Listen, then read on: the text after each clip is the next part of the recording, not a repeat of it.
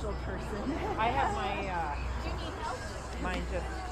I like scribbled mine out on my kitchen table this morning. Nice. That's where I'm at this week. I just took a couple speeches and put them together. You know, and did it for under, hopefully, just a couple minutes since it's so cold. I'm going to get out of here. Hey, no more of that, buddy.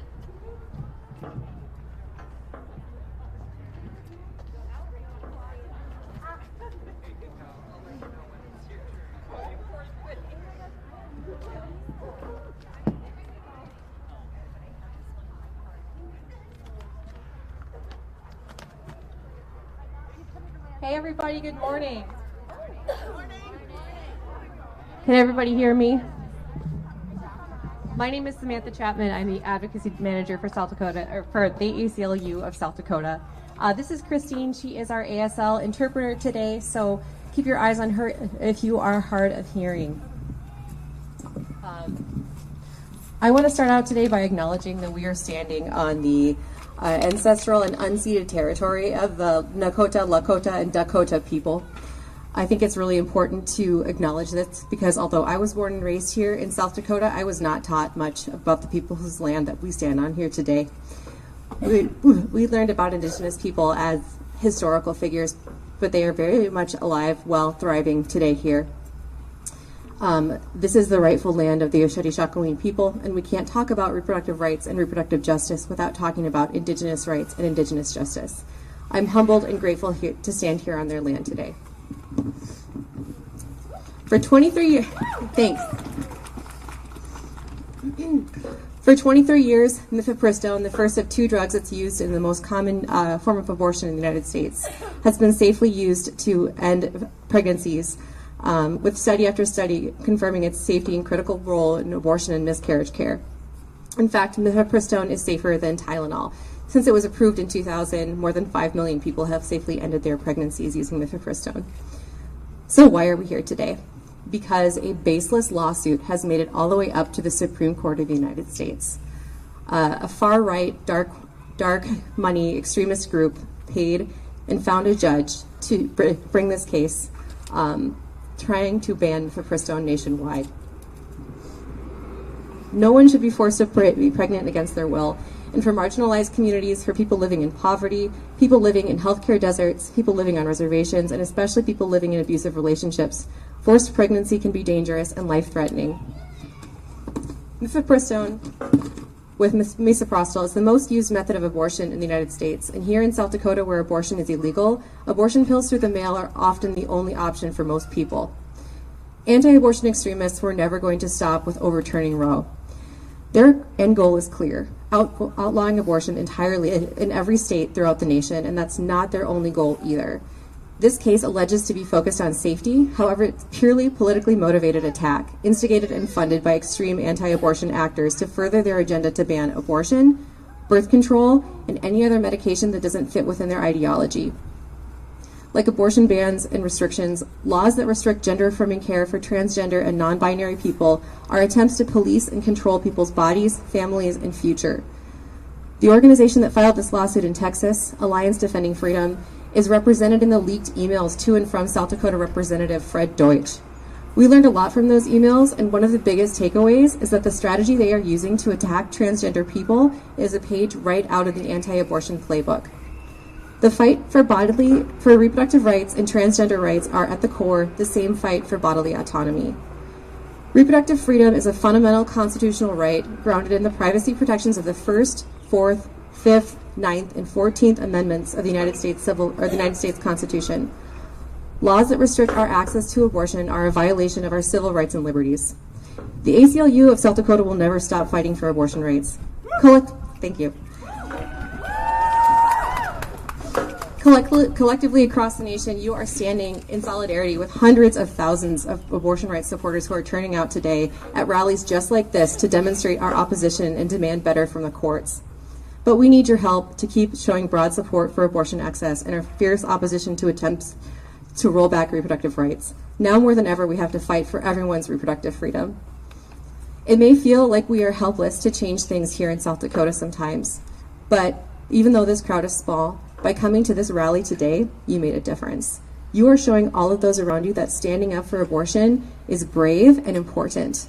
Rallies here and actions like this are happening all over the country today, and by organizing here in Sioux Falls, we are sending a loud message that South Dakotans matter, and we deserve and demand access to abortion. There are 4 things you can do today to change the landscape for abortion access here in South Dakota. 1, you can share accurate information about abortion care and access.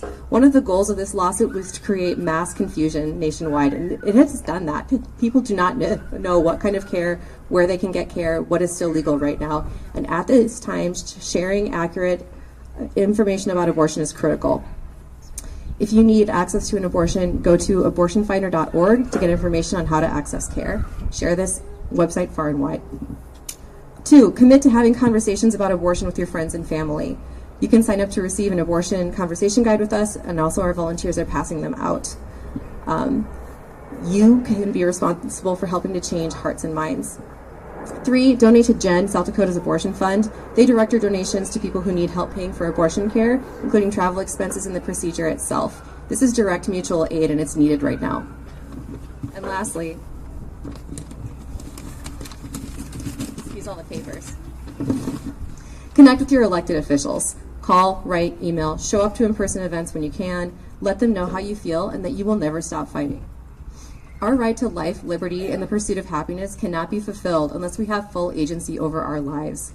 That promise is meaningless when we cannot determine our present and future lives without government intervention.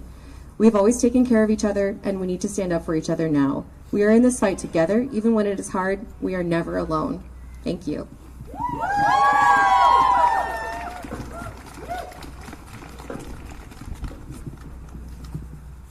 Hello, my name is Kim Florin, and I work with the local Abortion Fund and Support Network, the Justice Through Empowerment Network, or GEN. And I just want to acknowledge that the last few weeks have been confusing and overwhelming, but the chaos, confusion, and fear is the point. The religious extremists who are passing these laws want us to be afraid and uneducated. So I want to provide some clarity. Did you know you can order abortion pills online and have them mailed directly to your home? You can go to redstateaccess.com to find out more. aidaccess.org is the organization that will send you these pills. You have the right to leave the state for an abortion. There are organizations like GEN that will help you figure it out and pay for it. All you have to do is ask. People will always have abortions, regardless of what the law says. Self-managed abortion is power over our lives and futures. We will keep fighting against stigma around abortions and barriers to abortion. We won't stop until abortion is affordable, accessible, and available to anyone who needs it. The laws and courts don't keep us safe. We do.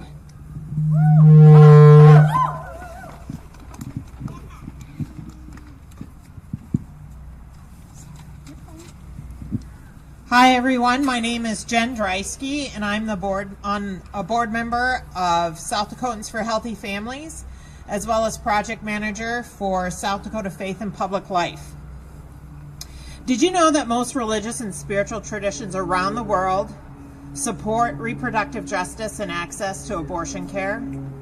There are more religions in the world and right here in South Dakota today that support the individual's rights to make decisions about their own reproductive health care no matter what direction they choose.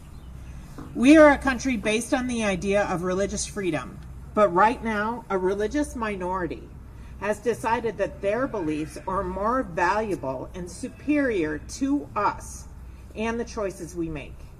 We cannot and shall not wear the shame that a religious minority is trying to put on all of us. We must not let their religious fear be the deciding factor on if we can have access to any kind of health care. Taking our right to abortion care robs all of us of the ability to be our own moral agents and to be true to who we are in our own individual potentiality and our own responsibilities to ourselves, families, neighbors, and communities. This very loud religious minority, who is against us making our own decisions about our own health care, continues to try all avenues to enforce compulsory pregnancy.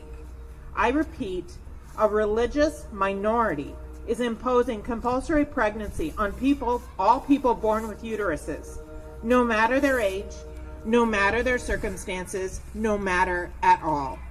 Abortion care is not only a religious freedom issue, it is a human rights issue. Yes. Raise your hand if you voted in the last election. Raise your hand if you voted in every election since you turned 18.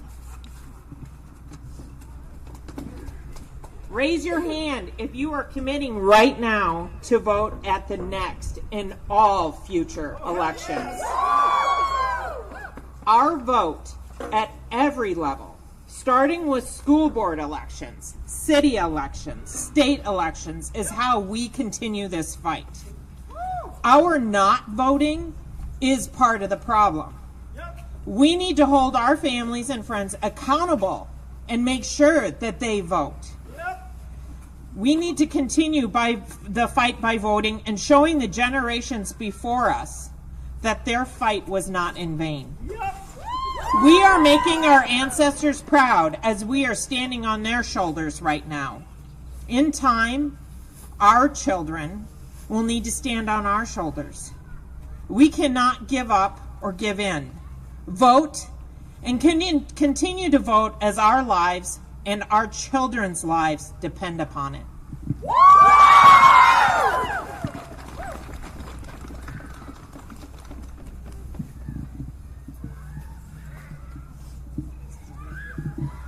Hey everyone, can you hear me all right? Okay, good deal. My name is Phoenix Pudsmick, Nix for short. I use they, them pronouns, and I'm a senior social work student at USD, and I am graduating this May with my bachelor's in social work. Thank you. I am the vice president for Spectrum's Gender and Sexuality Alliance on USD's campus, and I am the current intern for the Transformation Project, who I'm here to represent today. I want to start by saying that there has been an atrocious amount of bills introduced into legislation, bills that have passed into law that strip us all of our rights and bodily autonomy. There's been such vicious attacks on the trans community with banning gender-affirming healthcare for our trans youth, and they're not going to stop there. It's never stopped before. They've just gotten bolder. All of our rights are at stake here, and this didn't come from out of nowhere. The ADF, which is the Alliance Defending Freedom, is one of the most organized and influential Christian legal groups in this country. I'm going to tell you there are three main focuses. Number one, they focus on religious liberty for themselves.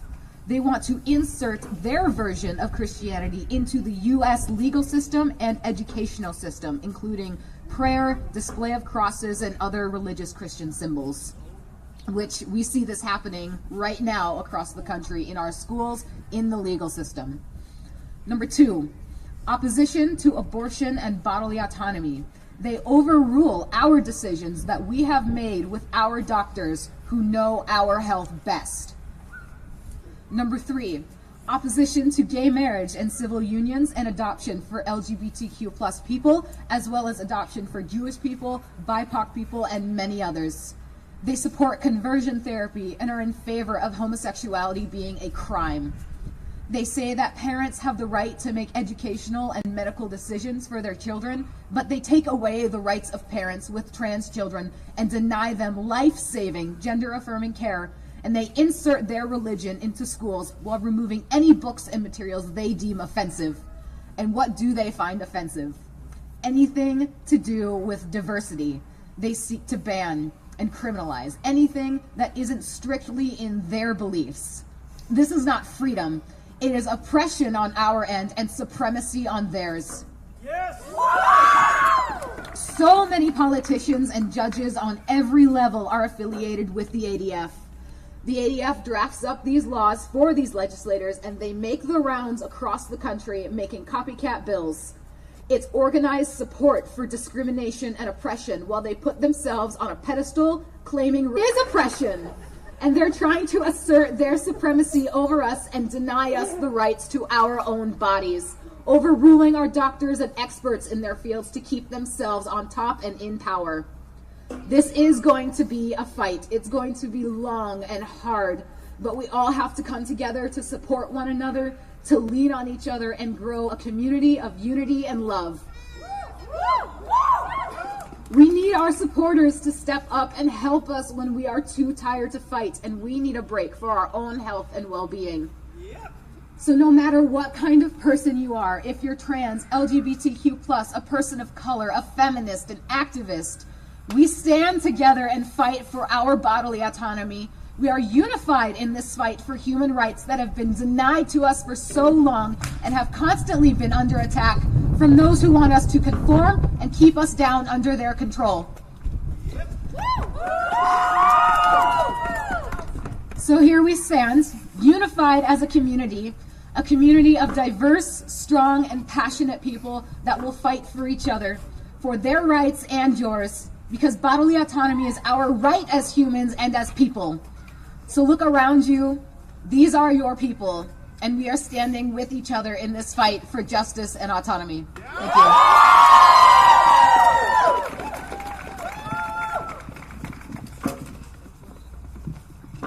All right, hello everyone. I hope you're all staying warm.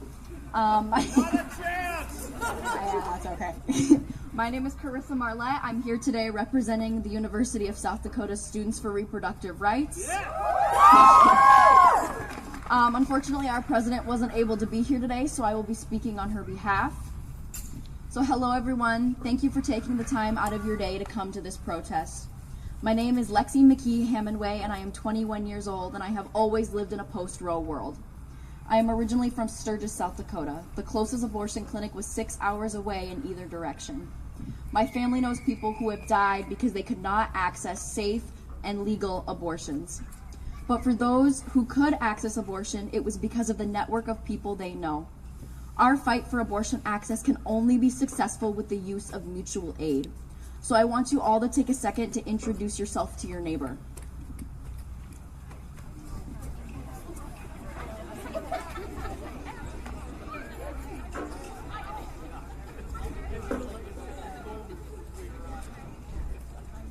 Okay, thank you. These are the people who will make the biggest change. To those of you who have been fighting for abortion rights for well over 20 years, thank you for your tenacity and fire. Yes, thank you. For those who are just getting into activism and wanting your rights back, I'm talking to high schoolers and college people. Our futures are at stake. It is time to step up, make your own chapters at your schools, create specialized organizations, volunteer at any of the amazing organizations that are here today, vote or run for office, but most importantly, never give up. Anti-choice groups, judges, and legislators want these times to be confusing and want us to give up, but we can't. And we won't. If you need resources, please use abortionfinder.org, gensd.org, or mayday.health. My friend Lydia Green, here in the red, she will be distributing pink cards with privacy information along with more resources. We are all in this together. Thank you.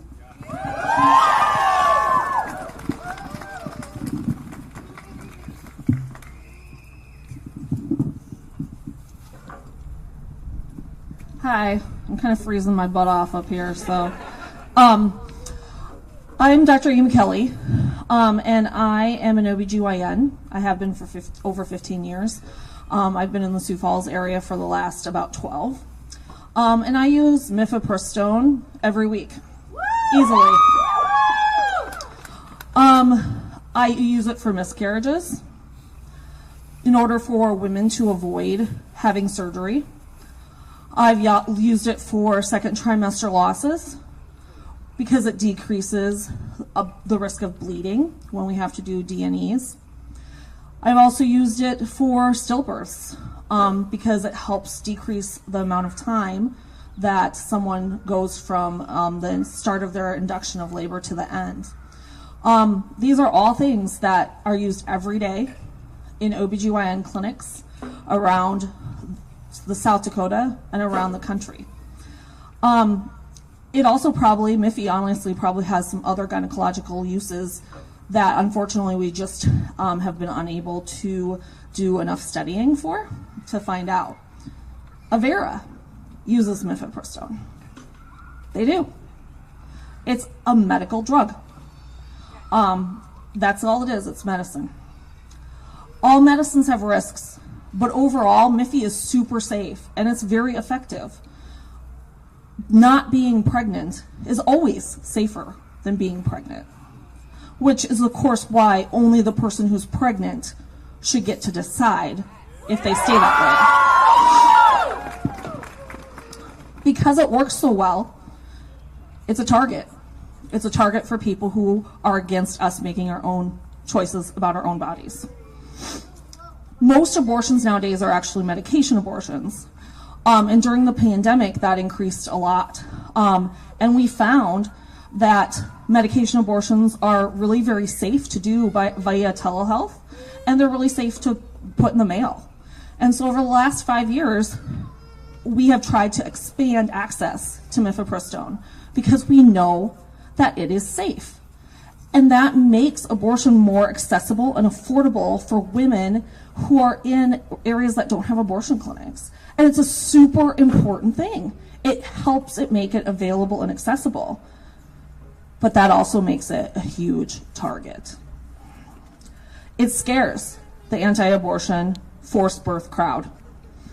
It scares them because they know that if we have access to this medication, anyone anywhere should be able to get an abortion in the first trimester when it's the safest and when more than 90% of abortions happen.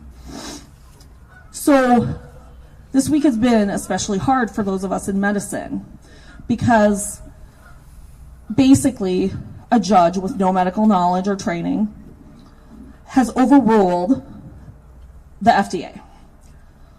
It took 4 years for this drug to get approved by the FDA.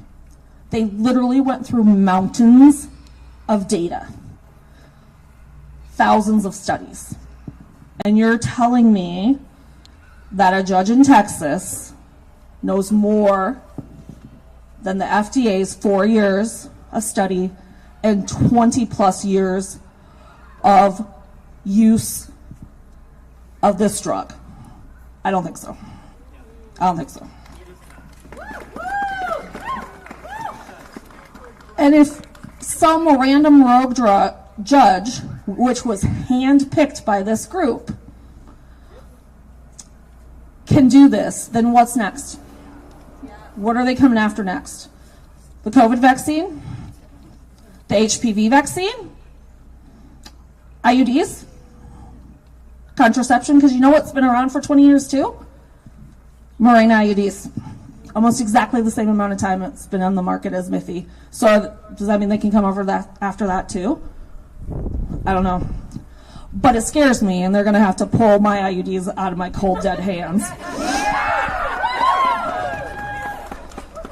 We already know they're coming after hormone therapy for transgender people. And I'm sure that that is going to be their next target, I have no doubt. Because we all know it doesn't end with abortion. Because this has never been about safety for women. This has never been about protecting children or babies. Because we all know that if that were the case, we'd be doing a lot of other things.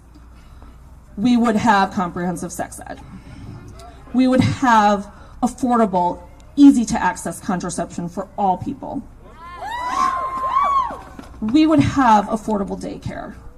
We would have amazing schools with well-paid teachers.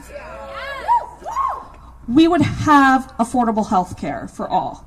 If it was about protecting women and babies, it's not. It's about power. It's about control.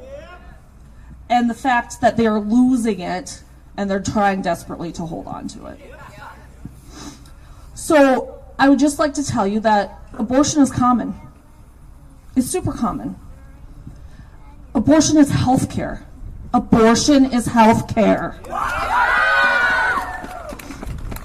Every single mainstream medical organization, including the AMA, agrees that abortion is health care.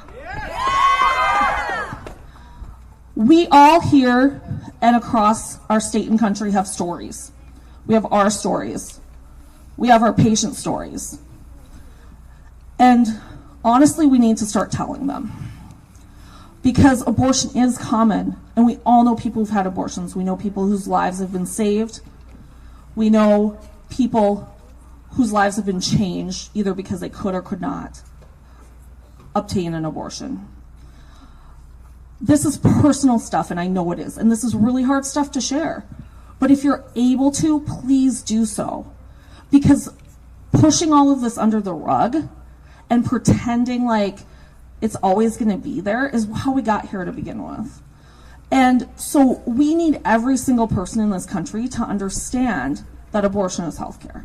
We need every single person to understand that it's common and that someone they know and love has had an abortion. And so I really would encourage all of you, vote, yes, absolutely, speak up, come to these rallies. Those are all super important things.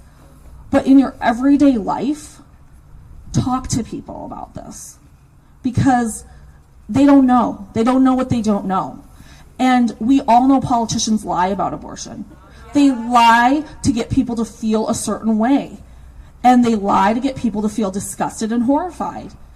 And we know that's not the reality. We have to tell other people who are caring and who do care about women and children, we have to tell them why this is important. Because again, they don't know what they don't know. So those that are reachable, we have to be willing to reach out and talk about hard things. If you don't know how to do that, if you need some help, come talk to me. You know, talk to any of us that do this work. We all know how to talk to our friends and neighbors. We know what they care about. Talk about your values. If your value is protecting women and children, if your value is autonomy, if your value is, this is my healthcare decision that I have a right to have, go back to those values, because that's what it's about. And that's how we are going to reach people.